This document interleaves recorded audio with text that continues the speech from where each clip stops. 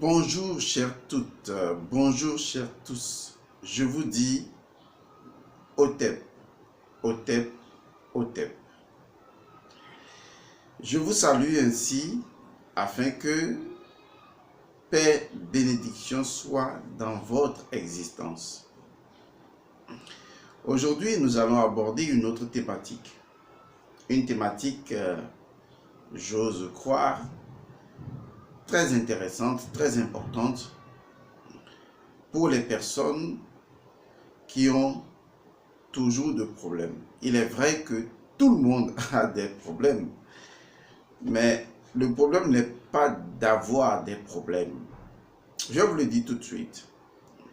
Le problème n'est pas d'avoir des problèmes. Le problème, c'est de ne pas avoir la capacité de les résoudre. C'est le plus grand problème que les gens ont. En fait, les gens n'ont pas de problème.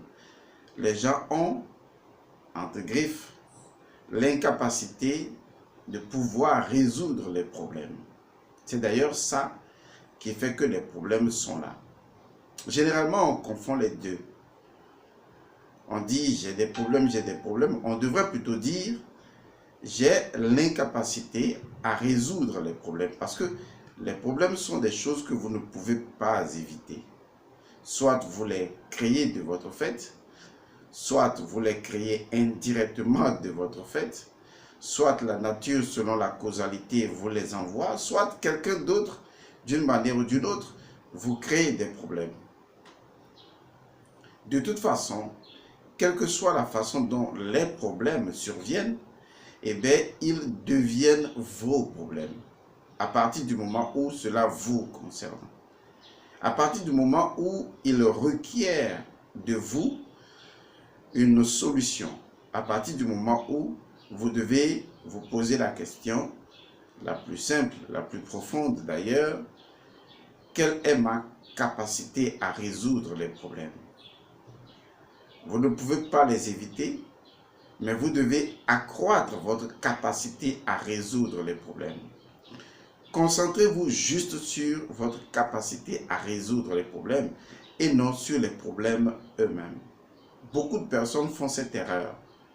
Les gens agissent comme si c'est pour la première fois dans l'humanité de l'existence humaine que les problèmes existent. Quand on est concerné par un problème, on a comme l'impression que, bon, personne n'a jamais vécu ce problème, ou on a comme l'impression que c'est sur nous seuls que le sort s'acharne. Je comprends, je le conçois, je l'admets, parce qu'on est soi-même possédé par le problème. On est investi dans le problème, on s'investit tellement que les émotions sont prises en otage. Et je comprends tout ça. Il faut donc une préparation au problème. Il faut donc une éducation au problème. Et comprendre à la base que les problèmes sont des choses que nous ne pouvons pas ne pas avoir. Ce serait de l'utopie de croire qu'on ne peut pas avoir des problèmes. Chacun aura des catégories de problèmes selon ce qu'il est, selon ce qu'il a, selon ce qu'il fait. Mais il aura toujours des problèmes d'une manière ou d'une autre qui correspondent à ce qu'il est fondamentalement. Et ça, c'est inévitable. Nous sommes dans un monde où les problèmes doivent exister. Il ne peut en être autrement. Parce que si les problèmes n'étaient pas là, eh bien justement, vous ne chercherez même pas du tout à vous élever ou à vous transcender. Les problèmes vous imposent la transcendance. En fait, vous ne traduisez pas réellement vraiment ce que c'est qu'un problème. Vous ne savez pas. J'aime pas trop le mot problème. Je préfère encore le mot défi ou situation tout simplement. Ce que vous devez savoir à l'endroit de ce que on nomme vulgairement problème, c'est que ce sont en fait, ce que je voudrais dire, c'est votre âme qui vous dit précisément ce que vous devriez faire. Les problèmes sont des indicateurs qui vous disent ce que vous devriez faire. En fait, votre esprit a déjà été configuré à être apeuré ou à avoir peur des problèmes. Du coup, vous ne vous posez plus d'autres questions. Lorsque je conduis ma voiture et que sur le tableau de bord, il y a un signal qui indique qu'il y a une panne, et bien justement, je sais que cela m'interpelle. Et donc je dis, j'ai un problème. Mais que me dit ce problème? Il me dit exactement ce que je dois faire, ce que je suis censé faire, ce que je devrais faire, à savoir mettre de l'huile dans le moteur, à savoir mettre de l'eau dans le bac à eau, parce que justement, le problème m'indique ce que je devrais faire. Lorsque j'ai un problème d'argent, il m'indique ce que je devrais faire, à savoir chercher de l'argent. Lorsque j'ai un problème de santé, il m'indique ce que je devrais faire. Lorsque j'ai un problème d'amis, il m'indique ce que je devrais faire. C'est pour ça que je m'amuse souvent à dire aux gens, lorsqu'on vous montre avec un doigt la lune, ne regardez pas le doigt, regardez la lune. Et bien justement, le problème, c'est le doigt qui vous montre la lune. Mais vous regardez le problème et vous ne regardez pas ce que le problème vous montre. Vous avez un problème d'homme ou de femme, eh bien, cela vous dit exactement ce que vous devriez faire. Commencez à changer le courant d'énergie de la configuration de votre mental. Parce que toute configuration mentale évolue selon une fréquence d'énergie. Alors commencez à vous dire, en fait, en réalité, je n'ai pas de problème, parce que si je commence à dire que j'ai des problèmes, c'est que je prends possession et je m'investis émotionnellement dans ces problèmes qui, en fait, ne sont que des indicateurs de ce que je devrais normalement faire. En réalité, ce n'est pas que ce sont les problèmes qui me prennent en otage. Ce que je vais vous dire va vous paraître aberrant, mais c'est profond. En fait, ce sont mes émotions qui prennent les problèmes en otage. En fait, je suis le preneur d'otage de mes problèmes. C'est moi qui les prends en otage. C'est moi qui décide de les empêcher de partir. C'est moi qui veux justement que les problèmes ne me montrent pas ce qu'ils sont censés me montrer. Je suis un peu comme l'univers. Pour moi, la seule évidence absolue, c'est la solution. L'univers est solution. L'univers n'est pas un problème pour lui-même. L'univers est solution pour l'univers. Si vous prenez l'englobant tout est la solution pour l'englobant tout. L'englobant tout n'est pas un problème pour l'englobant tout. L'univers n'est pas un problème pour l'univers. L'univers, eh bien, nous percevons des problèmes au sein de l'univers parce que, justement, ce sont nos perceptions séquentielles qui définissent un canevas de problèmes. Sinon, en fait, le tout de l'univers n'est pas un problème pour le tout de l'univers. Pour le tout de l'univers, eh bien, le tout de l'univers est la solution pour le tout de l'univers. Vous comprenez en fait que l'univers ne peut pas être un problème. L'univers ne peut être que solution.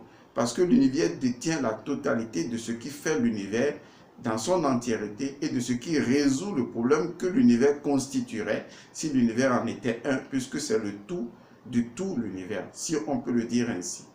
En fait, c'est une image que je vous donne. Alors, quand on comprend les choses de cette façon-là, on réalise que l'univers n'a pas de problème. Alors, pourquoi avons-nous justement des problèmes? Parce que nous refusons de regarder ce qu'indique le problème. Le problème indique toujours la solution. Vous voyez dans la rue, par exemple, lorsque vous êtes un chauffeur de voiture, ou lorsque vous êtes un conducteur, vous avez votre moto ou voiture, votre véhicule de façon générale, vous avez ce qu'on appelle des poteaux indicateurs. Ces poteaux indicateurs vous disent justement de descendre par ici, de rouler à tel kilomètre, de prendre telle direction, ou de tourner à un rond-point, ou bien sûr de ralentir, ou de diminuer ou d'augmenter la vitesse. Vous voyez ces poteaux indicateurs, c'est justement ça les problèmes. Ce sont des poteaux indicateurs. Des poteaux indicateurs qui vous montrent la nouvelle direction à regarder. Mais malheureusement, vous ne regardez pas ce que vous dit le poteau indicateur, ce que vous disent les indicateurs. Vous regardez plutôt les poteaux et vous êtes fixé sur les poteaux. Et vous ne bougez plus. Vous ne lisez pas ce que le poteau indicateur vous dit. Non, vous ne le lisez pas. Et vous regardez le poteau, vous ne lisez pas. Vous êtes devant le poteau, vous êtes bloqué, vous dites, le poteau me bloque. le poteau indicateur me bloque. Mais il suffit juste de lire sur le poteau indicateur et de constater que non, il ne vous bloque pas. Il vous dit exactement ce que vous devriez faire. Donc, un problème vous dit exactement ce que vous êtes censé faire.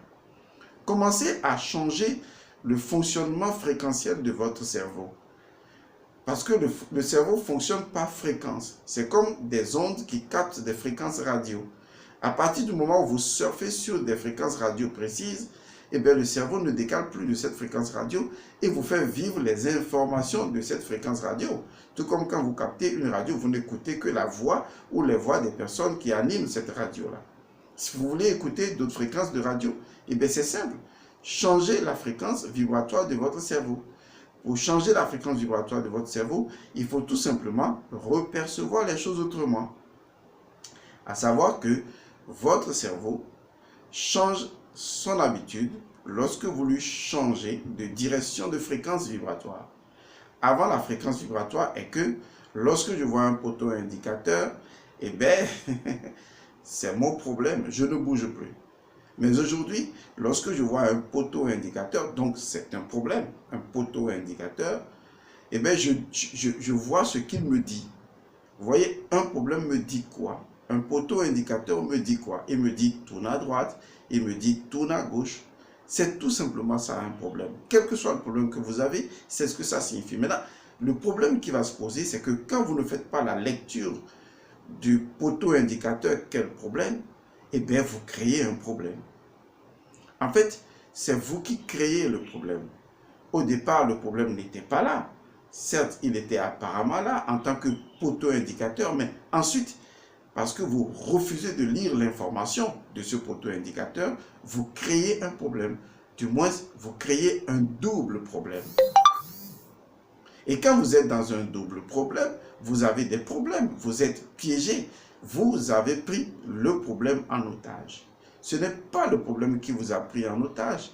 C'est vous qui avez pris émotionnellement le problème en otage. C'est la raison pour laquelle en spiritualité, on vous demande de lâcher prise. Lâcher la prise veut dire lâcher tout simplement le problème. Parce que vous prenez le problème en otage. Et quand vous prenez le problème en otage, c'est que vous refusez de lire l'information que le problème est en train de vous indiquer et de continuer votre prochaine étape. Car justement, un poteau indicateur vous indique votre prochaine étape. Un problème vous dit votre prochaine étape. Il ne vous dit rien d'autre. Il ne vous fait pas souffrir, pas du tout. Vous souffrez parce que, émotionnellement, vous le prenez en otage. Vous prenez le messager en otage. Vous ne lisez pas le message. Vous prenez le messager en otage. Vous refusez d'écouter son message. Eh bien, vous avez un problème. Parce que tant que vous ne lisez pas le message que le messager porte, eh bien, vous avez un putain de problème. Oui, c'est tout. C'est simplement ça. Vous avez un problème de merde. Parce que vous avez refusé d'écouter le message que le messager vous porte. Et le messager ici, c'est le problème. C'est le poteau indicateur. Vous voyez qu'en fait, ce n'est pas du tout un problème. C'est juste un poteau indicateur. Un poteau indicateur, il suffit de dire, mais toi, poteau indicateur, là, qui vient de surgir de nulle part, qu'est-ce que tu es en train de me dire? Et donc, de faire attention à son message, de faire la lecture de ce poteau indicateur et de continuer sa prochaine étape. Vous voyez qu'en cela, on ressent le principe du jongleur, dont j'avais déjà parlé entre-temps, et on ressent également le principe du détachement, du vai-regia. Vous voyez, c'est très passionnant tout ça. C'est ce qu'on appelle le jeu de la vie. C'est important de le faire. Alors, vous ne voulez pas avoir de problème? C'est très simple. N'ayez pas de problème. Ça paraît assez simple, n'est-ce pas? Mais vous ne le comprenez pas. Vous ne voulez pas avoir de problème? Ok, n'ayez pas de problème. Comment? Eh bien, ne prenez pas les problèmes en otage émotionnellement. Regardez un problème dès qu'il survient comme un poteau indicateur qui vous indique directement ce que vous devez faire. Et ne vous concentrez pas sur lui. Concentrez-vous sur ce qu'il vous dit de faire. Parce que votre esprit, je vais le dire autrement, votre mental fonctionne à travers des fréquences vibratoires. Si vous vous concentrez sur le problème, eh bien, justement, vous prenez sa fréquence vibratoire à cœur. Parce que c'est ce problème qui constitue vos attentes. Et donc, sa fréquence vibratoire est ce que votre cerveau va capter et va rester figé sur cette fréquence vibratoire. Mais à partir du moment où vous regardez le problème et vous dites, je fais la lecture de ce que ce poteau indicateur me dit, eh bien, votre fréquence cérébrale change. Vous êtes fréquentiellement focusé sur de nouvelles attentes, à savoir, qu'est-ce que justement ce message est en train de me dire. Du coup, vous changez la fréquence de votre cérébral. Et alors, vous verrez que selon cette fréquence cérébrale, eh bien, le cerveau va vous ouvrir des opportunités. Parce que vous n'avez pas pris le problème en otage, vous n'êtes pas vous-même un prisonnier de vos otages. Parce que vous êtes obligé de les surveiller. Et donc, vous êtes un prisonnier de vos otages. Vous voyez, c'est l'histoire du jailor. C'est très important de comprendre que lorsque vous êtes un gardien de prison, vous êtes également prisonnier. Alors, si je vous parle de tout cela aujourd'hui, c'est parce que je voudrais justement vous conduire vers quelque chose de plus important. Et la thématique de cette vidéo, elle est poignante. Voici pourquoi vous devez parler à la nuit et à l'obscurité. Ça peut paraître dingue, hein, ça peut paraître fou, mais en tant qu'initié, je vous dis, et je vous le redis encore, vous devez apprendre à parler à la nuit, vous devez apprendre à parler à l'obscurité. Il est vrai, certes, que lorsqu'on parle souvent de la nuit et de l'obscurité, les gens ne comprennent pas, parce que pour eux, tout ce qui est dans la nuit et tout ce qui est dans l'obscurité doit être perçu comme des choses maléfiques. Vous voyez jusqu'à quel point vous avez été endoctriné. Et ça également, c'est une fréquence cérébrale. Et cela va créer des situations désastreuses dans votre vie, parce qu'une fois que le cerveau capte une fréquence cérébrale, une fréquence vibratoire, eh bien, il répercute cette musicalité-là sur l'ensemble du corps à travers le chef d'orchestre qu'on appelle la glande hypophysaire. Tout cela est clair pour vous? Et donc, revenons à un sujet très simple. Pourquoi dans toutes les grandes traditions de l'homme, lorsque l'on veut faire des rituels secrets, on va toujours faire cela dans la nuit et dans l'obscurité? Il y a une raison fondamentale à cela. Ne voyez donc pas l'obscurité et la nuit comme des choses maléfiques. C'est faux, pas du tout. Il faut comprendre ce que les choses signifient. Il faut d'abord comprendre ce que la nuit signifie et comprendre ce que l'obscurité signifie. Parce que si vous ne les comprenez pas, eh bien, vous ne pouvez pas savoir que ce sont des outils très puissants qui peuvent vous aider justement à sortir des problèmes. Parce que lorsque tout va mal, lorsque tout va vraiment mal de chez mal, je vous conseille ceci. Parlez à la nuit, parlez à l'obscurité. Cela vous aidera énormément. Le secret de la nuit, c'est le secret souterrain. Et c'est le secret de la graine qui est enterrée dans la terre. La nuit possède une fonction matricielle. La nuit possède une fonction matricielle. C'est d'ailleurs pourquoi c'est la nuit qu'on va se reposer, on va se coucher, on retourne dans notre cocoon, on retourne dans notre matrice. La nuit a une fonction matricielle. Et l'élément fondamental de cette fonction matricielle liée à la nuit, eh bien, c'est justement la transformation. Les choses commencent leur transformation justement dans la nuit. Les choses commencent leur transformation intérieure fondamentalement dans la nuit. Et mieux, dans l'obscurité. Donc l'obscurité a une fonction métaphysique. Et ça, beaucoup d'initiés le savent. C'est la raison pour laquelle, pour faire certains travaux, on laisse le soleil partir. Parce que lorsque le soleil approche, lorsque Horus, le soleil approche, il va apporter la lumière. Oui, nous aimons tous la lumière. Mais ce que vous devez savoir, c'est que la lumière vient diffuser les choses. La lumière vient diffuser l'obscurité. C'est-à-dire, la lumière vient éclater l'obscurité. Mais ce qu'il faut savoir, c'est que avant que la lumière n'éclate l'obscurité, c'est parce que quelque chose a été semé dans l'obscurité. Vous commencez à comprendre. Lorsqu'on dit que au commencement, hein, on voit ça dans la Bible, hein, que c'était le néant, c'était le vide, c'était l'obscurité, c'était les ténèbres, et Dieu dit que la lumière soit. Vous ne comprenez pas que les ténèbres, vous voyez, les ténèbres, c'est également de la lumière en fait. Mais, je vais vous dire, c'est de la lumière dense.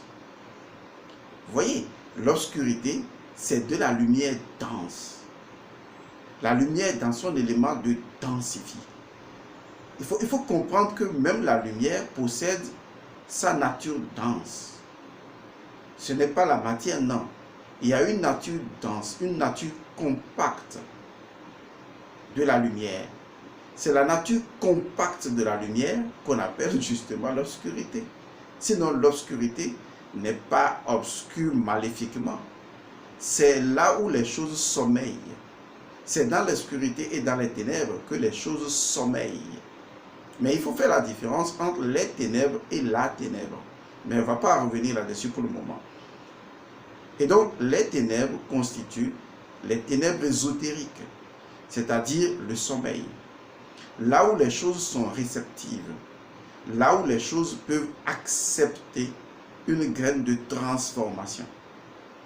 Parce que justement, si vous analysez bien l'histoire de l'Ancien Testament, il est écrit que sur l'obscurité, enfin sur les ténèbres, on va le dire comme ça, pour le moment on ne va pas trop faire la différence, sinon cela va vous embrouiller.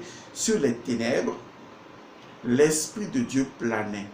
Ce n'est pas dit pour que cela passe de façon anodine. Pourquoi l'Esprit de Dieu plane sur les ténèbres? Seuls les initiés le savent. L'Esprit de Dieu plane sur les ténèbres parce que justement, la fécondation de la pensée divine ne peut avoir lieu qu'au fond des ténèbres. C'est pourquoi les plus grands rituels, les plus grands initiés font leur invocation, leur évocation, leur incantation, incatare.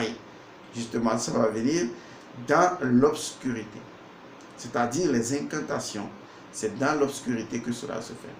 J'ai déjà fait dans le cours que j'ai organisé, qui est intitulé Sepuram, c'est-à-dire service purification et anti-magie noire, réservé donc à l'étude de l'ABC de la magie et de la magie noire.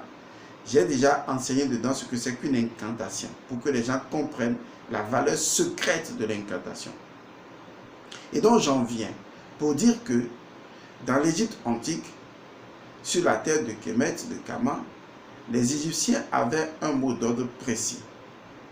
C'était d'utiliser continuellement la Eka. Vous voyez, quand on dit utiliser continuellement la Eka, c'est qu'on est censé, en tant qu'être humain, maîtriser certaines incantations, certaines formules incantatoires, certaines pratiques magiques, parce que, justement, les forces négatives, les forces malfaisantes n'attendent pas. Ce sont des forces qui, tous les jours, cherchent à vous déstabiliser. Mais si vous n'allez qu'à la messe qu'une fois le dimanche, ben c'est votre problème. Alors que vous devez savoir que si vous vous inscrivez dans une pratique continue, au fur et à mesure que vous ressentez que certaines choses ne vont pas bien, vous pratiquez des rituels, vous pratiquez des cérémonies, vous pratiquez des méditations, vous pratiquez des changements de vibration, et vous allez voir que tout de suite, les choses changent au fur et à mesure. Le combat, en griffe, est continu. Il n'est pas, ok, j'ai combattu, maintenant je vais me reposer. Non, il est continu, il ne s'arrête jamais. C'est à cela que c'est la Eka, à savoir repousser continuellement ou transformer continuellement les forces obscures, les forces négatives à la base, ou les forces maléfiques. Pour le moment, je ne vais pas vous faire trop ces différences, sinon vous allez vous perdre. Il y a une certaine précision que je n'apporterai que beaucoup plus tard. Alors, je voudrais donc vous dire qu'il est important que vous retrouviez votre souveraineté spirituelle, votre autonomie intérieure, et que vous pratiquiez vous-même les choses. C'est pourquoi j'ai créé le groupe Sepuram, et dans lequel il y a des rituels, des cérémonies, des choses que vous pourriez faire tous les jours. Et d'ailleurs, c'est dans Sepuram que je vais enseigner comment parler à la nuit, comment parler à l'obscurité. Parce que comme l'Esprit de Dieu planait sur les ténèbres, eh bien, vous devez pouvoir faire de telle sorte que votre esprit plane sur la nuit et l'obscurité. Il y a une puissance extraordinaire dans la lumière opaque, dans la lumière dense. Et si vous arrivez à semer dans la lumière dense, lorsque la lumière va être diffusée, eh bien, vous pourrez arriver à réussir l'expérience de ce que vous avez semé. Oui, vous commencez à comprendre. C'est comme semer dans la terre, une graine dans la terre. Quand vous semez une graine dans la terre, vous avez semé dans l'obscurité de la terre. Lorsque vous faites une pénétration vaginale, vous semez votre liquide dans l'obscurité vaginale. Vous voyez, l'obscurité est partout. La nuit est partout. Les ténèbres sont partout. Vous voyez, c'est très simple. Parce que ces endroits ne peuvent pas être exposés à la lumière. Ces endroits ne peuvent être exposés à la lumière que lorsque la nécessité l'impose pour que la lumière puisse les diffuser. Mais l'obscurité ou les ténèbres doivent faire leur œuvre à un moment donné, jusqu'à une étape, avant qu'on ne dise que la lumière soit. Vous vous réveillez tous les matins, vous dites que la lumière soit, que la lumière soit, que la lumière soit. À quel moment votre esprit a plané sur les ténèbres pour y semer quelque chose, pour qu'enfin, quand vous allez dire que la lumière soit, ce que vous avez semé soit diffusé. Il faut comprendre, il y a une différence entre la lumière dense, la lumière opaque, la lumière compacte et la lumière diffuse. Donc quand vous voyez un initié, un vrai initié, il fera la plupart du temps ses rituels dans l'obscurité. Quand je dis dans l'obscurité, c'est souvent la nuit tombée. Parce que quand la nuit tombe, eh bien, Ré n'est plus là. Quand Ré n'est plus là, ça ne veut pas dire que la lumière n'est plus là. La lumière est toujours là, mais elle est sous une autre forme, dans un autre aspect. Elle change son état. Ce n'est plus la lumière diffuse. Elle est devenue la lumière opaque, la lumière compacte, la lumière condensée. C'est tout simplement ça la nuit et l'obscurité. Et on attend qu'en ce moment, toute activité cesse, que les choses se tassent et que le lendemain, ce qui a été tassé, ce qui a été enterré, ce qui a été mis, eh bien que cela soit diffusé. Et donc, vous qui êtes dans Sepurab, je continue de le dire, vous qui êtes inscrits dans Sepurab, je vous enseignerai une technique. Lorsque tout va mal, tout va vraiment mal. Les gens ont pensé que la seule technique, eh bien, c'est recourir aux ancêtres. Il n'y a pas que le fait de recourir aux ancêtres. Non, il n'y a pas que le recours aux ancêtres. Il y a ça qui est très important, c'est le recours aux ancêtres. Mais il y a d'autres rituels, d'autres techniques qui sont très très importants d'ailleurs. Eh bien, c'est parler à la nuit et à l'obscurité. Vous devez parler à la nuit et à l'obscurité lorsque tout va mal, lorsque tout va vraiment mal de chez mal. Vous devez parler à la nuit et parler à l'obscurité. Si vous savez le faire et si vous le faites, vous verrez que lorsque Ré se réveillera le matin, eh bien, cela va diffuser ce que vous aviez semé dans la nuit et dans l'obscurité. Rappelez-vous, les endroits les plus obscurs sont souvent les endroits les plus agréables. Lorsque l'enfant est un utérus, il est dans le ventre de la mère. C'est discret, c'est fermé, c'est dans l'obscurité de la mère. Lorsque vous voulez laisser votre liquide séminal, c'est dans l'obscurité vaginale. Lorsque vous voulez semer une graine, c'est dans la terre, dans l'obscurité de la terre. L'obscurité a une valeur métaphysique. Parce que ce n'est pas, en fait, l'absence de lumière en tant que telle. C'est de la lumière, mais la lumière dense, de la lumière opaque, de la lumière compacte, de la lumière non diffuse, qui attendra à un moment donné d'être diffusée. Lorsque Dieu dit, selon la légende, que la lumière soit, je vais vous poser une question. D'où pensiez-vous que la lumière a éclaté? Mais je vais vous le dire, elle a éclaté du cœur même des ténèbres. Ce qui veut dire qu'en fait, ce qu'on appelle le logos, c'est un rayon de lumière qui s'est détaché de la lumière dense. Mais pourquoi je vous dis tout? Je ne devrais pas tout vous dire. Vous devriez chercher vous-même. Alors, si vous êtes dans ces pyramides, je vous donnerai cette méthode-là, cette technique, qui consiste donc à parler à la nuit et à l'obscurité. Et vous comprendrez également que les mots nuit et les mots nudité et autres sont des mots similaires. Et vous saurez quel est le secret qui consiste à parler à la nuit. Et ça, ce sera justement dans Sepuram pour les gens qui sont inscrits dans le cours Sepuram. Vous avez eu l'information, c'est à vous de décider de ce que vous aimeriez faire. Je voudrais également porter à l'attention de tous ceux qui suivent que nous avons déjà sur Amazon la possibilité d'avoir les livres physiques comme les livres virtuels. Donc, allez sur Amazon, tapez L. Monsieur Godson et vous allez trouver tous les livres. Regardez les livres qui sont déjà en livre broché, c'est-à-dire en livre physique, et en livre Kindle. Ce sont des livres virtuels. Ce sera à vous de choisir. Les gens qui suivent les cours de base chez moi, les 5 cours de base, je vous dis déjà que les 2 livres des cours de base sont des livres physiques que vous pouvez acheter sur Amazon. Amazon, ce sont des livres brochés. C'est Sastas 1, Sastas 2. C'est déjà sur Amazon. La vérité du sang, le livre que vous recherchez tous, est déjà sur Amazon en livre physique. Vous pouvez l'acheter et Amazon vous livre ce livre. Donc, vous n'avez plus besoin de l'avoir en livre Kindle, c'est-à-dire en livre virtuel, si vous souhaitez avoir la version physique.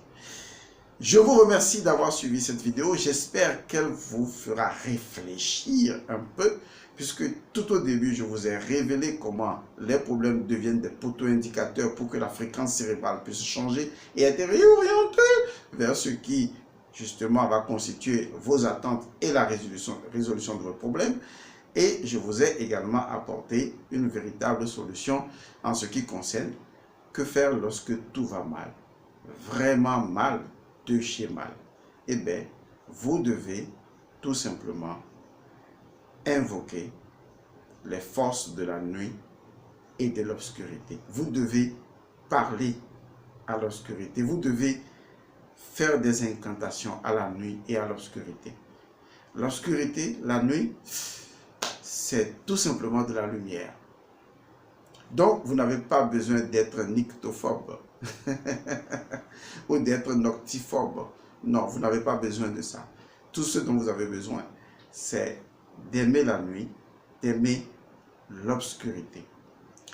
Vous imaginez donc que toutes les personnes qui, au lieu d'aller semer des choses dans la nuit, vont faire de la pagaille dans la nuit, eh bien, ce n'est pour rien que leur vie est possédée. Je vous remercie et je vous retrouve à la prochaine édition. Paix à vous. Au revoir.